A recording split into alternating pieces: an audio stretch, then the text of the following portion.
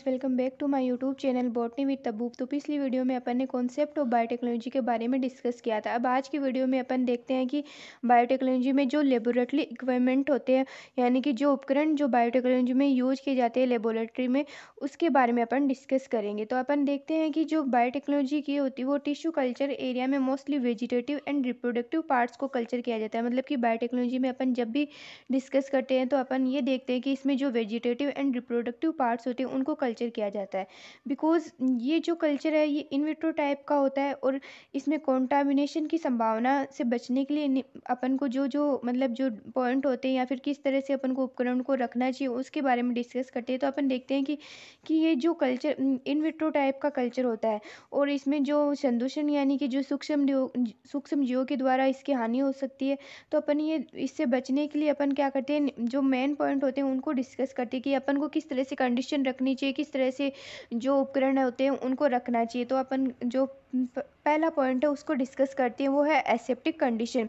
तो aseptic condition क्या है? एसेप्टिक कंडीशन इट मीन्स कि टिश्यू कल्चर के regarding in vivo plant environment के डायरेक्टली कॉन्टेक्ट में होने के कारण माइक्रोब से कवर होते हैं। यानी कि टिश्यू कल्चर के रिगार्डिंग इन विवो प्लांट में कि मतलब कि अपन ने टिश्यू कल्चर कर रहे हैं तो इन विवो प्लांट या फिर in vivo condition it means कि अपन उनको बाहरी जो उनका जो नेचुरल इन्वायरमेंट है उसी में ग्रो कर रहे हैं।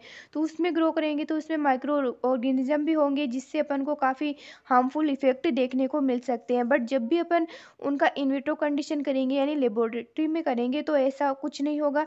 इस तरह से अपन को क्या देखने को मिलेगा कि अपन एसेप्टिक कंडीशन रखनी पड़ेगी अपन को। अब अपन यहाँ पर डिस्कस करते हैं कि जिसमें अपन को इन विट्रो जो कल्चर होगा वो प्रभावित हो सकता है। अतः कल्चर को सफल बनाने के लिए इन माइक्रोब्स को वेरियस टेक्निक एंड इंस्ट्रूमेंट के माध्यम से माइक्रोब फ्री किया जाता है। यानी कि जो अपना कल्चर है, जिस भी चीज़ का अपन कल्चर कर रहे हैं, जिस भी प्लांटलेट का प्रोडक्शन कर रहे हैं, उसको माइक्रोब्स से बचाने के लिए उन टेक्निक्स का यूज किया जाता है। अब अपन देखते हैं कि इस टेक्नोलॉजी को एसेप्टिक कंडीशन के नाम से जाना जाता है कि अपन जो भी कंडीशन उनको प्रोवाइड करेंगे माइक्रोब से बचाने के लिए उस कंडीशन को अपन ने क्या बोला, इसको एसेप्टिक कंडीशन बोला। जिसमें मोस्टली अपन ने क्या देखा, स्टेरिलाइजेशन, इनोकुलेशन एंड स्टोरिंग, ये सब जो टर्म है वो इसके अंदर शामिल है। अब बात करते हैं अपन, सेकंड पॉइंट है इनोकुलेशन। इनोकुलेशन यानी कि एक्सप्लांट को कल्चर करने के लिए एसेप्टिक कंडीशन में कल्चर मीडिया पर ट्रांसफ़र किया जाता है। इस प्रोसेस को इनोकुलेशन के नाम से जाना जाता है। यानी कि अपन ने कोई भी एक्सप्लांट लिया, कुछ भी लीफ स्टेम कुछ भी एक्सप्लांट के रूप में अपन ने यहाँ पर प्लांटेड ले लिया। अब उस एक्सप्लांट को एसेप्टिक कंडीशन में कल्चर मीडिया पर ट्रांसफ़र कर दिया कि अपन ने एक एसेप्टिक कंडीशन उसको प्रोवाइड की, देन उसको अपन ने कल्चर मीडिया पर ट्रांसफ़र कर दिया। तो इस टर्मिनोलॉजी को या फिर इस जो भी प्रोसेस होगी उसको अपन ने क्या नाम बोला, इनोकुलेशन बोला। ठीक है। अब बात करते हैं कल्चर रूम की। तो कल्चर रूम मतलब एक ऐसा रूम जिस तरह से जहाँ पर जो सारी कंडीशन होती है वो एक्सप्लांट के थ्रू जो उनके फेवरेबल कंडीशन के अकॉर्डिंग होती है। यानी कि ना तो माइक्रोब्स होते हैं जिससे उनको कुछ भी प्रकार की हानि या डिस्टर्बेंस या फिर हार्मफुल इफेक्ट अपन को और शो नहीं होंगे। तो अपन यहाँ पर क्या देखते हैं कि एक्सप्लांट के नेचर के रिगार्डिंग, यानी कि जो एक्सप्लांट का नेचर है यानी कि इसका इन्वायरमेंट क्या है, इसको किस मात्रा में न्यूट्रिएंट चाहिए, उसके अकॉर्डिंग कल्चर रूम रेडी किया जाता है या फिर जो लेबोरेटरी होती है, प्रयोगशाला होती है, उसको डेवलप किया जाता है। जिसमें temperature, light and other requirement को एक्सप्लांट के नेचर के अकॉर्डिंग सेट किया जाता है। यानी कि लाइट भी मिनिमम कितनी होनी चाहिए, टेम्परेचर कितना होना चाहिए और अदर जो रिक्वायरमेंट होती है वो भी किस तरह से होनी चाहिए, ये सब यानी कि अपन को एक्सप्लांट के नेचर के अकॉर्डिंग अपन को देखने को मिलेगी और उन्हें इन कंडीशन को ध्यान में रख के ही कल्चर रूम रेडी किया जाता है। जिसमें एक्सप्लांट ऑप्टिमम ग्रोथ को शो करती है। यानी कि अगर उसको कंडीशन प्रोवाइड नहीं होगी तो वो अच्छे से ग्रोथ नहीं कर पाएगा या फिर अपन को प्लांटलेट का प्रोडक्शन नहीं देखने को मिलेगा। बट जब ये जो कंडीशन है यानी कि लाइट कितनी चाहिए, टेम्परेचर मिनिमम है या नहीं है और जो रिक्वायरमेंट है वो इसके अकॉर्डिंग है या नहीं है, अगर ये सब उसको मिलेगी तो वो आसानी से ग्रो कर पाएगा और अपन को प्लांटेड का प्रोडक्शन देखने को मिलेगा।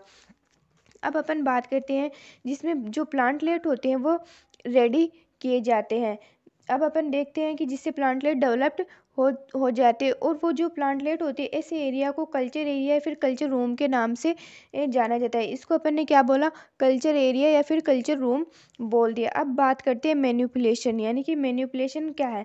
अब इन विट्रो कंडीशन में 4 से 7 सप्ताह के बाद एक्सप्लांट से केलस का फॉर्मेशन होता है। यानी कि अपन ने इसको इन विट्रो कंडीशन प्रोवाइड कर दी और 4 से 7 सप्ताह हो गए, उसके बाद अपन को एक्सप्लांट से क्या देखने को मिलेगा, केलस का फॉर्मेशन देखने को मिलेगा। अब जब भी बात करते हैं कि केलस क्या होता है, व्हाट इज केलस, तो केलस क्या, अनडिफरेंशिएट एंड अनऑर्गेनाइज्ड सेल्स का ग्रुप होता है जिसमें कंप्लीट प्लांटेड प्रोड्यूस्ड करने के लिए इसका सब कल्चर किया जाता है। यानी कि जो अपन को कंप्लीट अगर प्लांटेड रेडी किया जाता है तो इसका अपन को सब कल्चर देखने को मिलेगा, जिसमें मॉर्फोजेनेटिक प्रोसेस होती है जिनसे इनका मैनिपुलेशन किया जाता है। अब अपन ने यहाँ पर देख लिया कि किस तरह से अपन को जो लेबोरेटरी में इक्वायरमेंट होते हैं वो रखने पड़ेंगे। यानी कि जो जो अपन ने यहाँ पर टर्मिनोलॉजी या फिर जो जो वर्ड अपन ने यहाँ पर यूज किए वो सब कैसे होने चाहिए और किस तरह से कल्चर मीडिया होना चाहिए, वो सभी अपन ने यहाँ पर डिस्कस कर लिया। अब नेक्स्ट वीडियो में अपन एक नया टॉपिक लेंगे, उसके बारे में डिस्कस करेंगे। Till then like share subscribe my channel. Thank you so much.